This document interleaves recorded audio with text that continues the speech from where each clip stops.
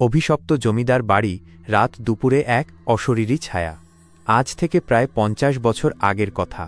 ময়মনসিংহ জেলার এক প্রত্যন্ত গ্রামে ইছামতি নদীর কোল ঘেঁষে দাঁড়িয়েছিল এক বিশাল জমিদার বাড়ি।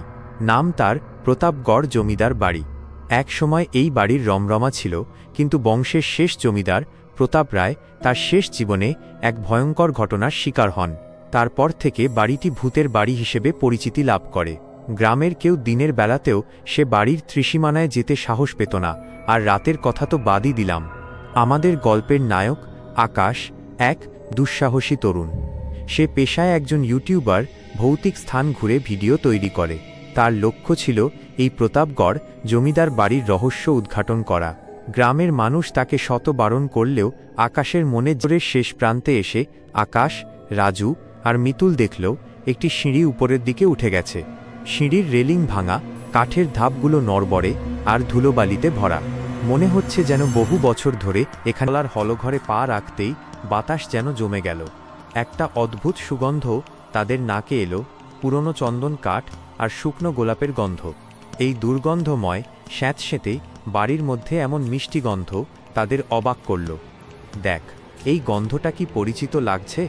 আকাশ ফিসফিস করে বলল। মিতুল ক্যামেরা চালু রেখে বলল, আমার মনে হচ্ছে এটা জমিদার প্রতাপ রায়ের স্ত্রীর ব্যবহৃত পারফিউমের গন্ধ।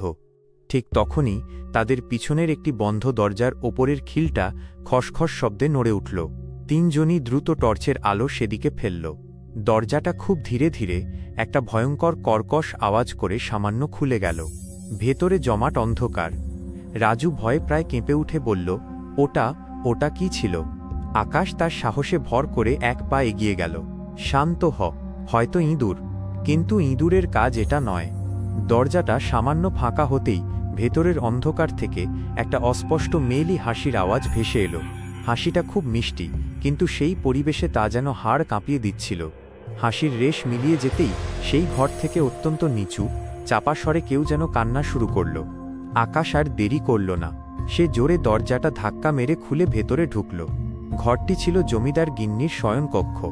মেঝেতে একটি 4 পোস্টার খাট ভাঙা অবস্থায় পড়ে আছে, তার চারপাশে ধুলো আর ছেঁড়া মশারির টুকরো। টর্চের আলো খাটের দিকে যেতেই রাজু প্রায় চিৎকার করে উঠল। ওখানে খাটের পাশে একটি আয়না পড়েছিল, যা ভেঙে চৌচির। কিন্তু সেই ভাঙা আয়নার টুকরোগুলোয় তারা যা দেখল তা তাদের শিরদাঁড়া ঠান্ডা করে দিল। আয়নার টুকরোগুলোয় একটি শাড়ি পরা নারীর আবছা প্রতিচ্ছবি দেখা যাচ্ছে, যার মুখ ঢাকা এবং হাত দুটি অস্বাভাবিকভাবে লম্বা। প্রতিচ্ছবিটি তাদের দিকেই যেন তাকিয়ে আছে। মিতুল তৎক্ষণাৎ ক্যামেরা ঘুরিয়ে সেই দৃশ্যটি শ্যুট করার চেষ্টা করল, কিন্তু যখনই সে লেন্স ফোকাস করল, আয়নার টুকরোগুলো থেকে সেই প্রতিচ্ছবি গায়েব হয়ে গেল। শুধু একটি গাঢ় লাল রঙের টিপের মতো চিহ্ন আয়নার একটি ভাঙা কোণে লেগে রইল। দেখলি তোরা সবাই দেখলি তো? রাজু কাঁপতে কাঁপতে বলল। আকাশ তার হাতে চেপে ধরা পুরনো একটা ধাতব লকেট দেখাল। এটাই হয়তো জমিদার গিন্নির জিনিস। গল্পে শুনেছিলাম তার গহনা নাকি এই বাড়িতেই লুকিয়ে আছে।